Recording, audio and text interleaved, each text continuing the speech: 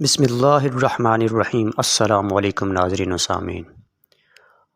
آج کا دن 3 ربیع الاول اور 3 ربیع الاول بروز بدھ کا دن ہے، اور اس نسبت سے میں آپ لوگوں کے سامنے ایک وظیفہ لے کے آیا ہوں نئی ویڈیو کے ساتھ، جس کے اندر آپ نے 3 تسبیح والا وظیفہ کرنا ہے، اور یہ ان لوگوں کے لیے بہت فائدہ مند ہے جو لوگ رزق کے حوالے سے تنگ ہیں، جن کے کاروبار ٹھپ ہو چکے ہیں یا مقروض ہو چکے ہیں، قرضے کے دندل میں پھنس چکے ہیں۔ ان کے لیے یہ وظیفہ بہت ہی مفید ہے۔ انہوں نے صرف اور صرف 3 تسبیح کا وظیفہ کرنا ہے، اور یہ 3 ربیع الاول کو ہی کرنا ہے۔ انشاءاللہ اس سے آپ کی تمام حاجات اور تمام جو آپ کے مقروض قرضے دار ہیں یا آپ کے کاروبار یا رزق میں جو دشواری ہے وہ ٹھیک ہو جائے گی، اور اس کے آگے آپ کے تمام کام آسان ہو جائیں گے۔ رزق کے بہت سے وظائف ہیں، لیکن دن کے نسبت سے یہ وظیفہ بہت ہی مفید ہے۔ 3 ربیع الاول کا دن ہے، اور اس حوالے سے 3 تسبیح کا یہ وظیفہ آپ کے لیے بہت ہی فائدہ مند ہوگا۔ وظیفے کے بارے میں عرض کرنے سے پہلے آپ لوگوں کو یہ بتاتا چلوں کہ ان وظائف سے پہلے آپ لوگوں کی جو شرائط ہیں نا، جن کو آپ نے مد نظر رکھنا ہے، وہ ضروری ہوتی ہیں۔ وہ شرائط یہ ہے کہ آپ نے یہ وظیفہ تو کر لیا، اب یہ وظیفہ کرنے کے بعد آپ کا یقین ہونا ضروری ہے، اور اس یقین کے ساتھ آپ ان باتوں سے اور ان بری چیزوں سے بھی بچنا ضروری ہے جن کے بارے میں اللہ پاک نے روکا ہے۔ قرآن پاک اور آپ صلی اللہ علیہ وآلہ وسلم کے بتائے گئے راستے کے مطابق آپ نے ان راستوں کو اختیار کرنا ہے اور ان راستوں کو چھوڑ دینا جن سے انہوں نے منع فرمایا ہے۔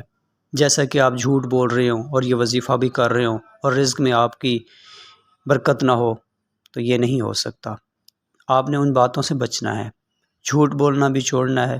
دوسرا، آپ نے 5 وقت کی نماز باجماعت پڑھنی ہے، کوشش کریں باجماعت پڑھیں۔ اس کے بعد غیبت کرنا چھوڑ دیں، برائی کرنا چھوڑ دیں، اور لالچ کرنا چھوڑ دیں۔ کے اندر کاروبار کے حوالے سے بات کی جائے تو دغا بازی چھوڑ دیں، کاروبار میں جھوٹ کا استعمال کم سے کم کریں ہی نہ۔ کم سے کم کا مطلب کریں ہی نہ، آپ ہمیشہ سچ بولیں، سچ کر آپ آگے برکت دیکھیے گا، آپ کے کاروبار میں، آپ کے رزق میں بہت برکت ہوگی۔ لین دین کا معاملہ بالکل صاف رکھیں، کسی کے اوپر بیجا تہمت الزام نہ لگائیں، اور کسی پہ تانا زنی نہ کریں۔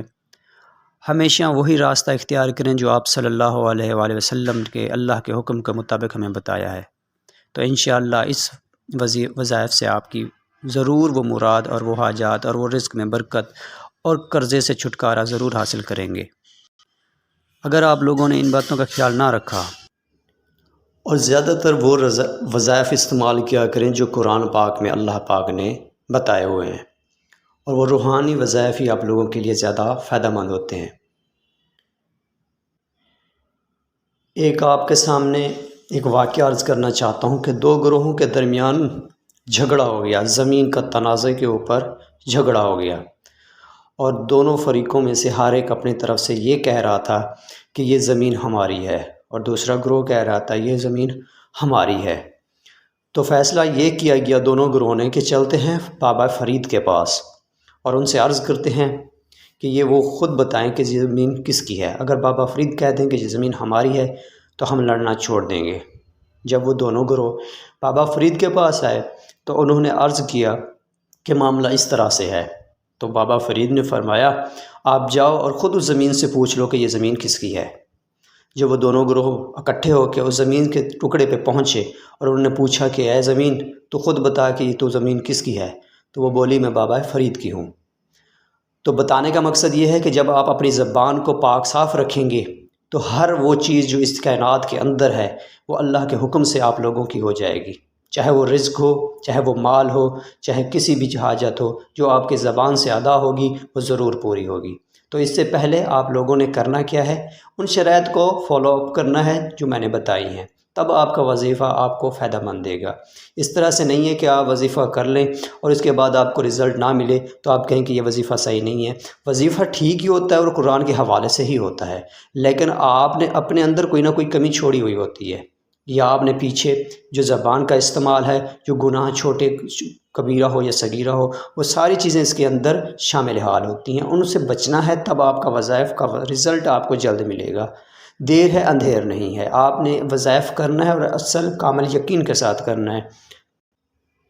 تو چلتے ہیں وظائف کی طرف۔ آپ نے کرنا کیا ہے، باوضو ہو جانا ہے اور دوزانوں قبلہ کی طرف منہ کر کے بیٹھ جانا ہے، اور آپ نے تسبیح لے لینی ہے، اور 3 تسبیح کا مطلب ہے کہ آپ نے 300 مرتبہ سورہ اخلاص پڑھنی ہے، جو آخری پارے کے اندر ہے، جو ہر انسان کو، ہر مسلمان کو یہ زبانی یاد ہے۔